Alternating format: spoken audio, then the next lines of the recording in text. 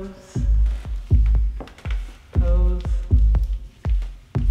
And pose. Genau, wir fahren jetzt nach Tecklenburg. Wir haben da eine Premiere von unserer Show Dinner with the Queens und es wird ein 3-Gänge-Menü geben und dazwischen treten wir auf mit verschiedenen Performances, Lip-Sync, Tanz, Live-Gesang und Comedy. Ich muss gerade überlegen, ich habe 5 Perücken und 4 Outfits mit. Ne, eigentlich auch 5 Outfits, weil ich habe auch eins mit dem Reveal, also wo man quasi das obere Teil runternimmt und dann unten drunter nochmal ein zweites Kostüm ist. Und habe einen riesengroßen Reifrock zum Beispiel dabei, auf den 2000 Blütenblätter geklebt sind und ja, ganz viel Glitzer und so. Bei mir glitzert immer relativ viel Paillette. Hier rechts? Hier rechts ist das. Da musst du einfach nur dich, kannst du da runter? Ja, hier kannst du dich hinstellen, das ist der Eingang. Stell dich so hin und dann laden wir aus. Aber ich stell mich vielleicht nicht.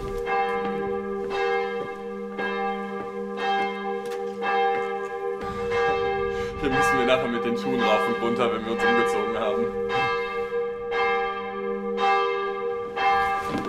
Wo müssen wir jetzt hin? Das sind wir gar nicht mitbekommen. Hallo.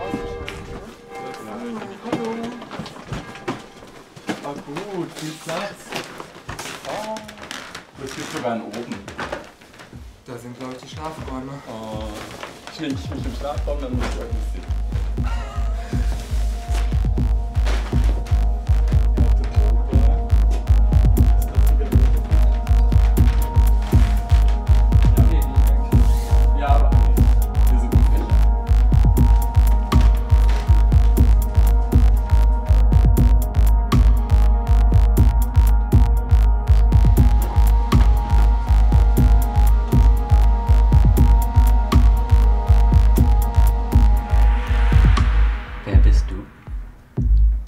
Ich bin aktuell noch Matze und auf dem Weg dazu, Liberty zu werden. Ich kann aber gar nicht genau sagen, ich vermute, wenn die Wimpern oder die Perücke drauf sind, dann bin ich wahrscheinlich eher Liberty. Es war ein längerer Prozess, den Namen zu finden. Ich hatte auf jeden Fall schon geplant, Drag zu machen, ohne dass ich irgendwie wusste, wo die Reise genau hingeht. Und habe dann aber überlegt, welchen Sinn quasi die Figur Liberty haben könnte. Und ich bin Diakon der evangelischen Kirche, das war mein Beruf, bevor ich nach Münster gezogen bin und bevor ich meinen Freund kennengelernt habe. Habe dann aufgehört, als Diakon zu arbeiten, weil das als homosexueller Mann natürlich eine schwierige Position ist. Und Liberty ist im Prinzip eine rebellische Auflehnung gegen die Kirche, aber mehr um Reformation zu fordern. Und so bin ich auch letztendlich auf den Namen gekommen. Liberty Lestrange heißt die fremde Freiheit und ist im Prinzip eine Freiheit, die ich das erste Mal nach 16 Jahren so verspürt habe, wirklich sein zu können, wer ich sein will und sein zu können, wer ich auch bin und das auch auszuleben, ohne mich dafür zu schämen und ohne mir von der Kirche sagen zu lassen, dass das Sünde ist. Aber mittlerweile durch die Arbeit im CSD Münster habe ich gemerkt, dass neben mir als homosexuellen Cis-Mann ganz viele andere Personengruppen diskriminiert werden durch die Kirche. Und also mal abgesehen von Frauen generell, aber auch alle Personengruppen, die man nicht so unbedingt immer auf dem Schirm hat, Transpersonen, Interpersonen, non-binäre Menschen. Und das ist eigentlich eine so große Diskriminierung, dass selbst wenn ich als homosexueller Mann da meinen Platz finden würde, dass ich das nicht weiter unterstützen möchte. Und auch finanziell nicht. Also ich finde, da kann ich besser mein Geld, was Kirchensteuer ist, woanders investieren und deshalb bin ich kurz vorm Austritt. Und wer bist du? Ich bin gerade noch Chris und verwandle mich gerade in Fräulein V, um einen schönen Abend zu verbringen. Das V steht für, und dann sage ich immer irgendein Wort mit F, also sowas wie frivol zum Beispiel oder irgendwie freundlich. Ich wollte nichts Amerikanisches, Ich wollte gerne was haben, was keine Alliteration enthält, weil die meisten Drag Queens irgendwie so Namen haben wie, ich sag jetzt mal so Lololoch oder so. Es sollte was sein, was viel Interpretationsspielraum lässt. So, und das ist halt auch immer, ich werde halt immer gefragt, wofür das V steht. Das V steht aber eigentlich für nichts wirklich. Das ergab sich einfach daraus, dass irgendwie mal die Figur ganz, ganz im Anfang angelegt war als so ein bisschen leichtes Mädchen. Und wenn der Konzernchef in seinem kleinen schwarzen Terminkalender Terminfräulein V einträgt, weiß er halt, wo er hingeht. So, sollte so ein bisschen nuttig, aber edel klingen. Und irgendwann ist Fräulein V draus geworden. Genau. So, jetzt jemand Zeit zum Anstoßen? Ja. Ja. Ach, guck. Warte. Schiss. Ja, Schiss. Schiss trifft ganz gut. Galaxia ist ein Name aus der Anime-Serie Sailor Moon. Die hat mich tatsächlich sehr geprägt, die Serie. So im Grunde genommen geht es ja da viel irgendwie um Liebe und um Freundschaft und dass man irgendwie zusammenhalten muss. Und das nehme ich mir bis heute noch sehr zu Herzen, kann man sagen. Und Galaxia war eine der letzten Gegner von ihr, die im Grunde genommen aber eigentlich die eigentlich gut ist und für das strahlendste Licht eigentlich steht. Und da habe ich mir gedacht, ja, dafür stehe ich auch. Weil ich eigentlich im Drag würde ich auch gerne so ein bisschen das vermitteln, dass man vielleicht an der einen oder anderen Stelle netter auch miteinander irgendwie umgehen sollte und vielleicht mehr zusammenarbeiten sollte als oft immer gegeneinander. Ja, deswegen habe ich mich dann hinterher entschieden, Miss Galaxia zu sein.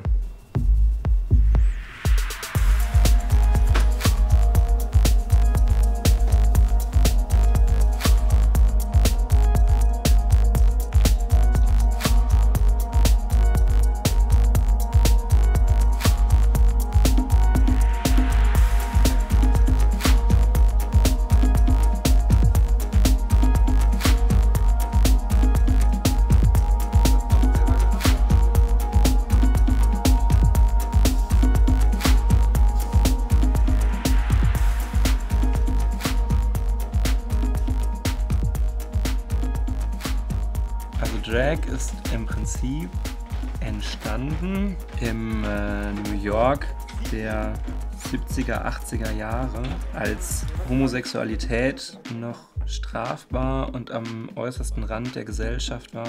Zu der Zeit ist es schwierig, von Drag Queens oder von Transpersonen zu sprechen, weil es eben so diese Begrifflichkeiten in dem Zeitraum noch nicht gab. Das heißt also, wenn wir zu der Zeit von Drag sprechen, kann man damit im Prinzip auch immer Transidentität verbinden.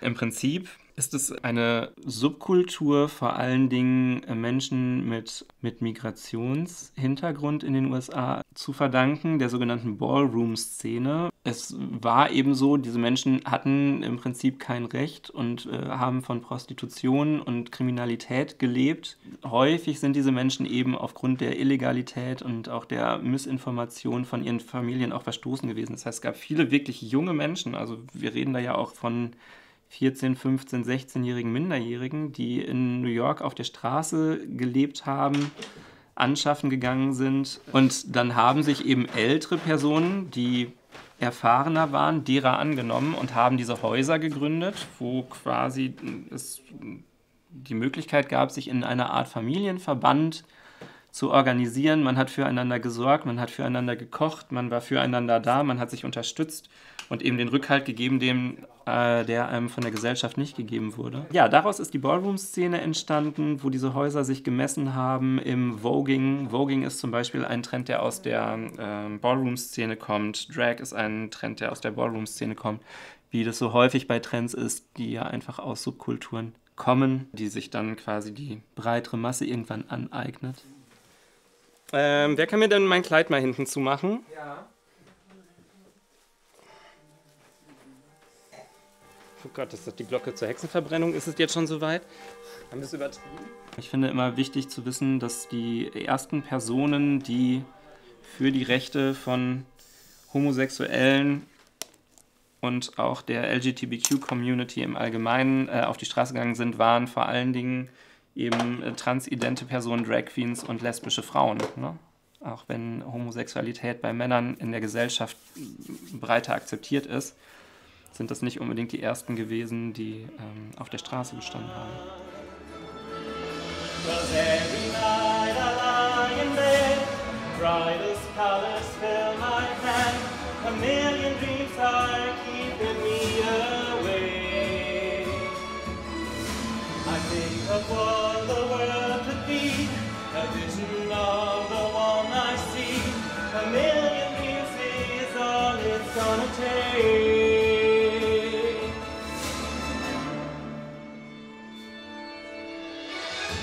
However big, however small, let me be part of it all. Share your dreams with me. Yes, Daddy. Geil. Yes, Daddy. Bist du direkt in meinem Mund jetzt mit der Kamera? Mit dem Mikrofon. So richtig dreckig.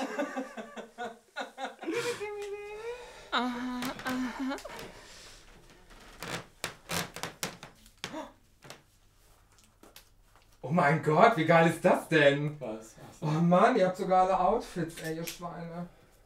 Ich muss ja gleich nur rankommen, irgendwie an meinen Arsch. Gibt's für euch einen Unterschied zwischen Drag und Travestie? Ja.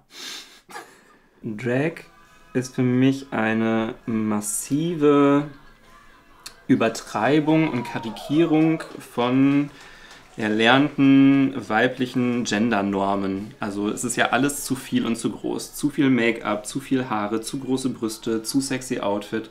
Das Oder ist ja in die andere Richtung auch Einbauen männlicher Attribute, wo sie eigentlich nicht erwartet werden und nicht hingehören. dass so eine Queen dann zum Beispiel... Brustbehaarung dalassen, solche Dinge. Ja. Naja, und Travestie ist ja auch ganz oft, dass ja berühmte Sängerinnen parodiert werden, ne? Beziehungsweise imitiert werden. Genau, und das ist für mich auch der Unterschied. Travestie imitiert Genau. feminine Charaktere und Drag-Personen sind ja häufig auch eigene Persönlichkeiten Eigene und Personen, Charaktere, eigene genau. Charaktere, die es vorher noch nicht gab. Und das ist zum Beispiel auch was ja häufig auch von Menschen, die so keine Berührungspunkte sonst mit Drag und Travestie haben, verwechselt wird. Es gibt ja einen Unterschied zwischen Transvestiten, Travestie und Drag auch. Ne? Also ein Transvestit macht es ja eben, um sich einen sexuellen Kick und Lust zu verspüren, genau. Und Travestiekünstler, eine Travestiekünstlerin versucht eben zu imitieren und eine Drag Queen überzeichnet. Und wenn wir jetzt vielleicht noch Transpersonen reinnehmen, Transpersonen spielen das ja nicht. Ne? Also für die ist das ja kein Spiel, für die geht es ja um ihr Leben. Ist ja ein Unterschied auch noch, dass Travestie immer auf einer Bühne stattfindet und Drag hat ganz verschiedene Orte, wo es stattfindet, wo es auftritt, wo es sich auch einen Raum nimmt, der ihm eigentlich nicht zugestanden wird, sondern Drag gehört eigentlich in die Gesellschaft und soll auch mit der Gesellschaft was machen.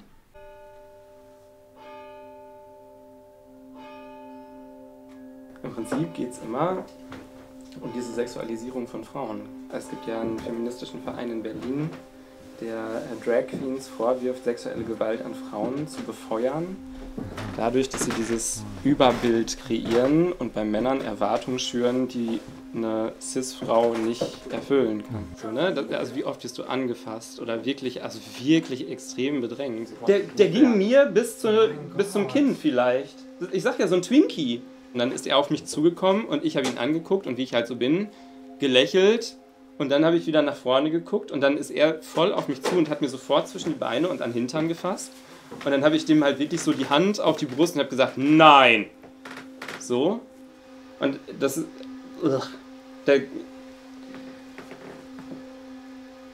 Und ich kenne halt viele Queens, denen ähnliche Situationen passiert sind oder die wirklich massiv körperliche Gewalt. Also wir kennen, ich weiß nicht, ob ihr die kennt, eine Person, die macht inzwischen kein Drag mehr. weil die in Köln tatsächlich auf dem Nachhauseweg so zusammengeschlagen worden ist, dass die mehrere Wochen im Krankenhaus gelegen haben. Mein Gott.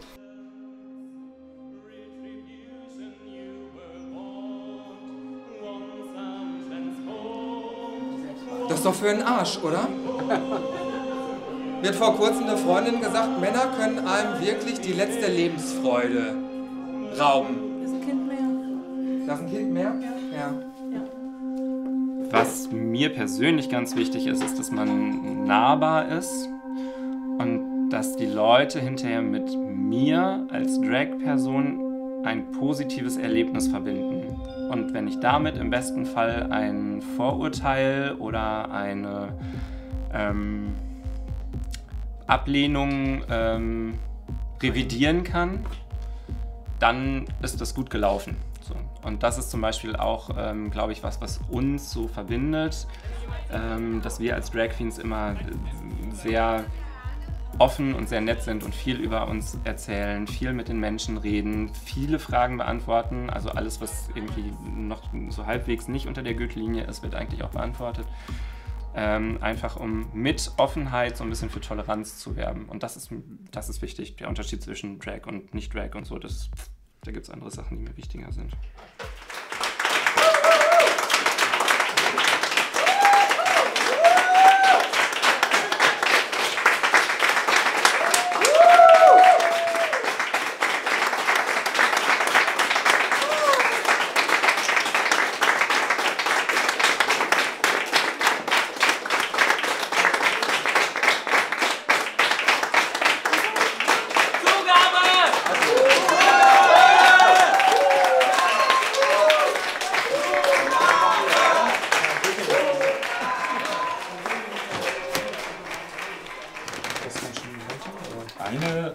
Eine Tüte fehlt mir auch noch. Das ist schwer. Ja, da ist mein ganzes Make-up drin. Alles, was ich besitze. Wenn du mir das wegnehmen lässt, musst du mich leider nicht bankrott. Nee, verlassen muss ich. Corona-bedingt muss man gucken, wie es so weitergehen kann für uns. Wir sind ja schon eher Live-Performer. Und da muss man natürlich immer gucken, inwieweit es möglich sein wird und bleibt, ein Publikum vor Ort zu haben. Genau. Ja. Ich bin einfach super zufrieden. Wir haben das ganze Ding gerockt. Wir waren einfach, finde ich, sehr on point. Wir haben uns Backstage unheimlich gut fertig gemacht, gewechselt, Outfit-Changes, alles hat gesessen. Performances sind, glaube ich, auch ganz gut angekommen und ja, wir haben ja hinterher gemerkt, als wir mit den Leuten gesprochen haben, die haben es echt gefeiert, die waren total begeistert und das freut mich total und da waren auch Leute dabei, die einfach Drag an sich als Kunstform total feiern und gut finden. Es waren Leute dabei, die spontan da waren. Es war einfach eine ganz bunt gemischte Gruppe und alle waren zufrieden und ich finde, das sagt schon sehr viel über unsere Performance aus.